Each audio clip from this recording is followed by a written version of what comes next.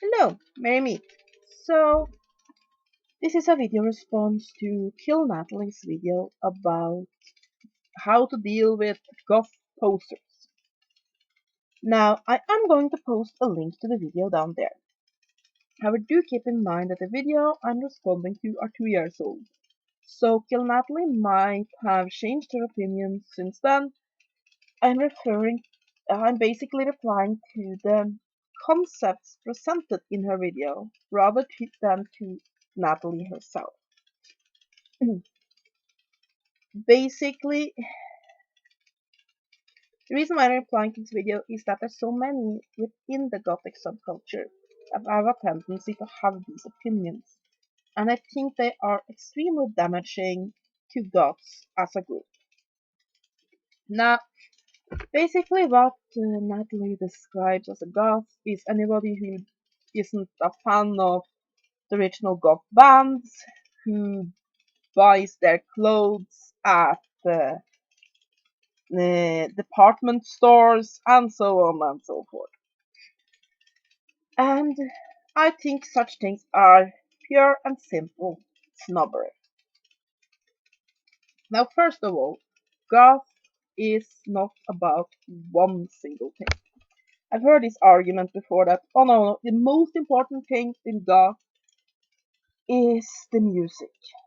And you have to be fan of this band, this band, this band, this band, or you're not goth. It doesn't matter how much you feel the lifestyle apply to you. It doesn't matter how much you appreciate the dark aesthetics. It doesn't matter how much you're otherwise goth. Unless you are a fan of these bands, you're not goth. And I said bullshit. Here's the point. Goth is something you are on the inside. And being that way will lead you to be interested in a wide category of things. And that means you might be interested in said music. It doesn't necessarily mean that you are. Now, yes, it is true. The current Gothic movement came to be as an offshoot the of the punk scene over the last few handful of decades. However, there have been lifestyles like this quite long back. Look at, for example, the group around Lord Byron. They dressed darkly, they had dark interests, they spent their days inventing horror stories, wrote dark poetry. They were, for all intents and purposes, goths. Of course, they didn't use that word for it. So, there are many influences to the Gothic culture as we know it, and the music is just one of them. And for example, for me, I'm not a great fan of the typical Gothic music. Like, for example, Kill Natalie mentions Bauhaus. I've heard of them. That's about it. Basically, of the old school goth bands, I would say that the only one that I'm really a fan of is Sisters of Mercy. I know of some others, Sosie and the Banshees, that I can't pronounce at all, and so on, and I've heard the music. Like, it, it's not just not exactly what I like. It's just, yeah. Sorry, this one being for the shop. Basically, for me, I haven't. I've grown up in a home that was uh, very eclectic when it came to music styles. I mean, my mother might put on opera one day and 50s rock music the other day, and so on and so forth. So for me, it's a very alien concept to define myself by music style. And I mean, if you look at in my CD collection, you will find New Age, you will find Goth music, you will find 80s and 90s pop music, you'll find plays. There are so many different things. And I guess my favorite music genre are symphonic metal, like for example Nightwish. And yeah, does that make me less goth? Does it matter not how I feel inside anything? If I'm not fan of this particular band and this particular brand of music, no, it doesn't. Another thing that Kill Natalie says is basically, oh, but a lot of these people, they don't dress particularly goth, and their clothing obviously come from department store. It doesn't matter where clothes come from. First of all, not everybody can afford to go to basically indie stores and so on and buy their clothes there. Secondly, obviously for Kill Natalie, since she has a lot of makeup tutorials and such on her channel and about clothes and such on, the personally aesthetic of being goth is extremely important to her. That does not mean it is extremely important to everyone. I know a lot of goths who wear basically a plain black t-shirt and plain black jeans and perhaps a pentagram around their neck, and that's it. But I might be a fan of the music and so on and so forth. Basically, not everybody is interested in all the elements of the Gothic culture. And for example, my everyday clothing style generally means some sort of t-shirt or blouse, quite possibly either a band or something from a comic book or anything like that print on it, and a few gothic pieces of jewelry. That's my everyday outfit, and quite a few of the t-shirts come from department stores. Where you buy your clothes do not make you goth or not. I mean, does that mean that when I plop my fat, naked ass down into the bathtub to wash away the dust of the day, I'm not goth until I'm gotten out of there and gotten into my very black nightgown?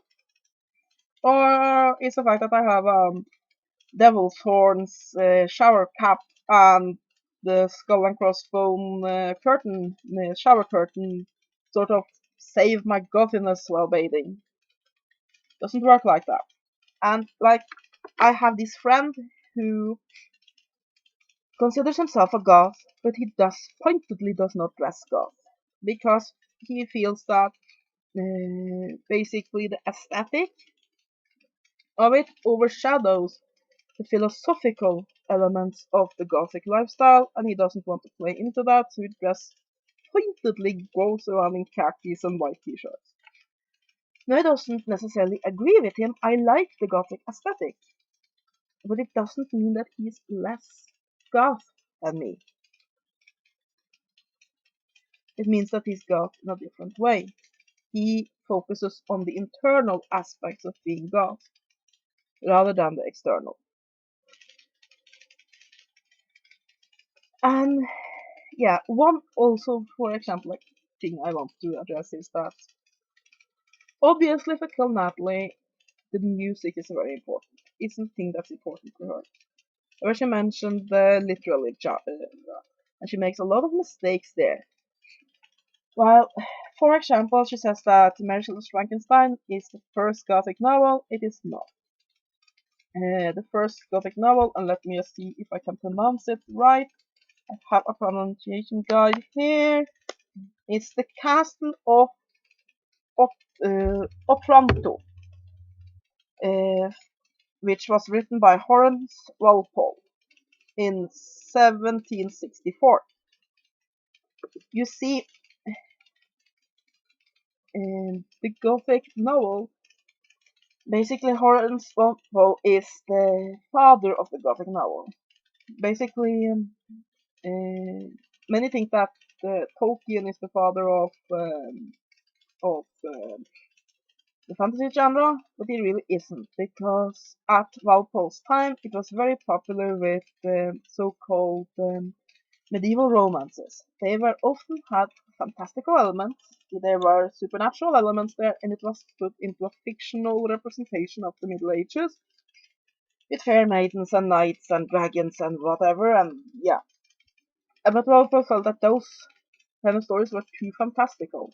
And then you had the more modern, at the time, romances, but he felt that they were too drab.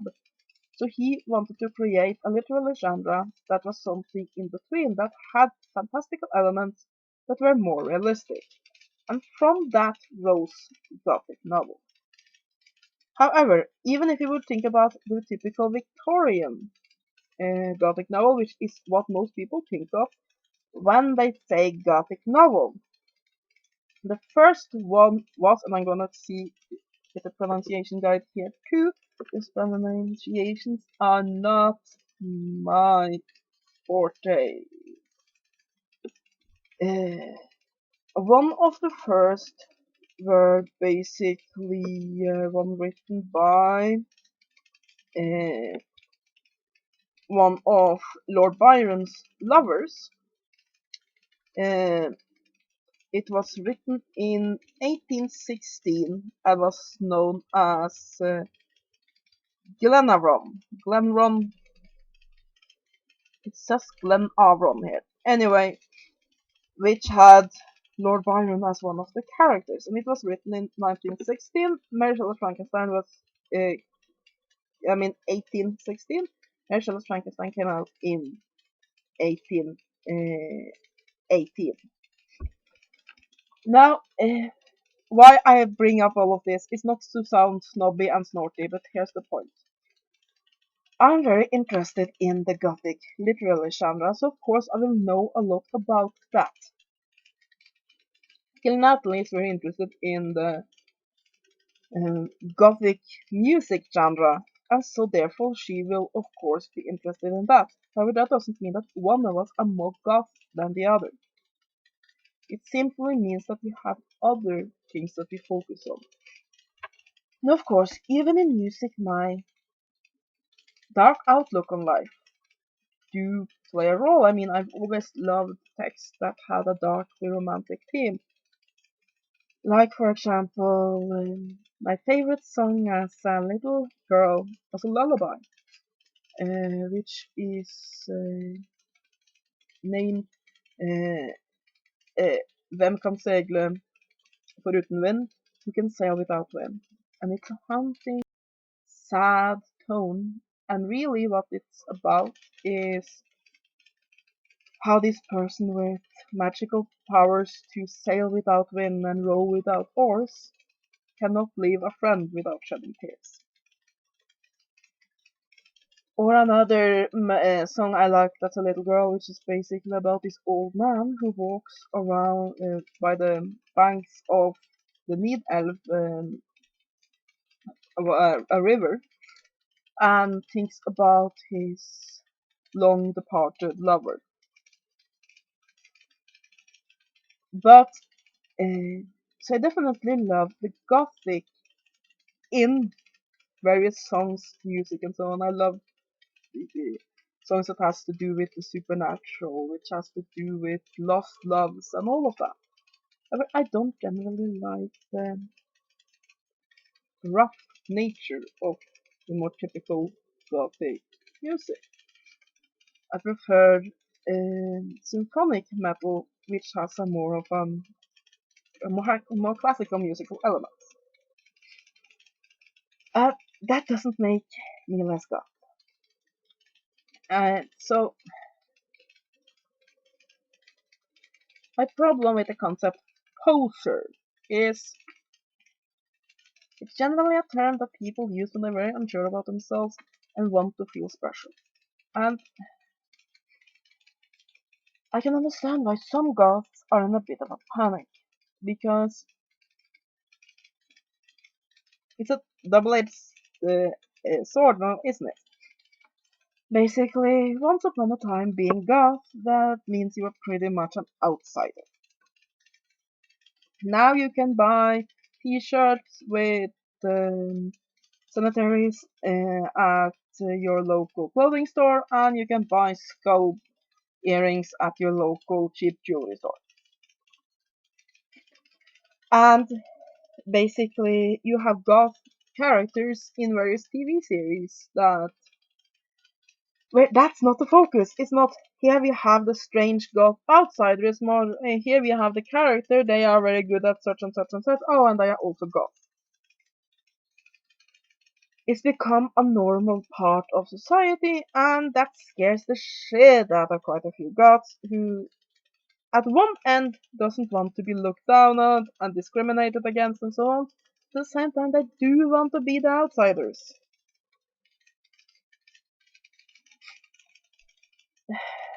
Another problem with videos like Kill Natalie is that goth ultimately is about individuality. It came from the punk subculture. It is about being an individual. Now, of course, people will then counter with, oh, but if everything is goth, then nothing is goth. Of course, not everything is goth. We can all agree on that. But however, goth is a pretty big category. And to say that unless you are goth in exactly the same way as I am and you're a poser, away with you. That's stupid. For some people, goth is a part of their soul, it's part of who they are, and they don't need to express it in their clothes and so on. For other people, goth is basically a preference in music, and then the rest of it comes from there. Others again come to goth from what movies and what uh, books and so on they like. There's so many things, and to say one thing is better than another is just stupid. It has to do with individuality, how you express that darkly romantic idea within yourself individually. And basically, it hurts us as a subculture to have this elitism.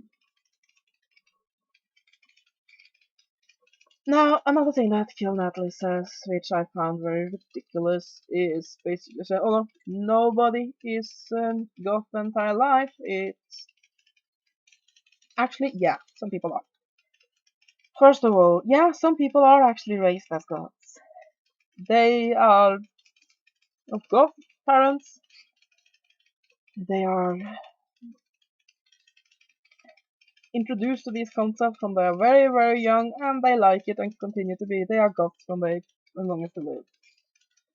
Others just have this inclination towards the dark naturally, even before they know what goth is. For example, I have always loved horror stories. I mean, the first book I can remember my mother reading to me, and then I was tiny, tiny, tiny, was a book about a little ghost who uh,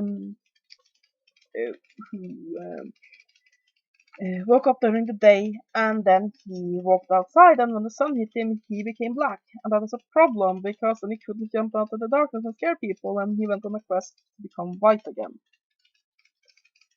And I mean, I used to call my favorite doll a witch. I collected obituaries. I used to walk around school with this huge fake fur black coat with a stand-up collar. I mean, I have always been goth long before I knew that there was a word like that. I mean, I was a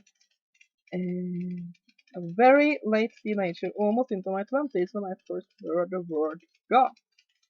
And I thought, that sound about like me. Because here's really what I would define somebody who's goth. Not somebody who changes who they are to fit into a narrow idea of what goth should be. But somebody who has these dark ideas, I in them, and then find that goth sounds like a okay enough word to describe me. So yeah, another thing that Kill Natalie said that annoyed me was that these people who don't know about the music, they don't show reverence to the Gothic lifestyle. You don't need to show reverence to it. It's a term. It's a way to define your lifestyle. That's what it is. Now, I do believe it's a good thing to learn about the history of God. By all means. Just like I believe that if you're a neo-pagan, it's a good thing to learn about the beginnings of the movement. But it doesn't mean you have to do that to be a neo-pagan or to be a goth and so on and so forth. And reverence, I mean, I think that the only thing I treat with reverence is my altar. I'm a pagan. I mean, I respect goth, but reverence, that's something else. Now, here is what you should do when you meet somebody who isn't goth the same way as you are. Instead of trying to preach your way to them, and think, oh, this person doesn't seem to have the same interests as me. Oh well, I'm gonna go and talk with somebody else. Goth comes from within. It doesn't matter where you buy your clothes, it doesn't matter what music you listen to, it doesn't matter whatever or not you have black hair. None of these things, all of these things are things, they are props, they are part that you can have a part of your gothic lifestyle or not. Goth comes from the soul. And basically, yeah. I mean, post videos like the one from Kill Natalie just makes me depressed. I mean, I'm an occultist, a goth, a BDSMer, and a Gorian, so I'm part of quite a few subcultures. And unfortunately, I see these kinds of elitist snobbery everywhere, and it drives me nuts. Stop it. We don't have to all be the same within a subculture. And really, trying to make these kinds of cliques, if you don't have the right clothes, and if you don't have the right music taste, and so on and so forth, you aren't in the in crowd, that just hurts us. Just let people be goth their own way, and you can be goth your way. So yeah, that is what I wanted to say. Have a great day, and blessed be.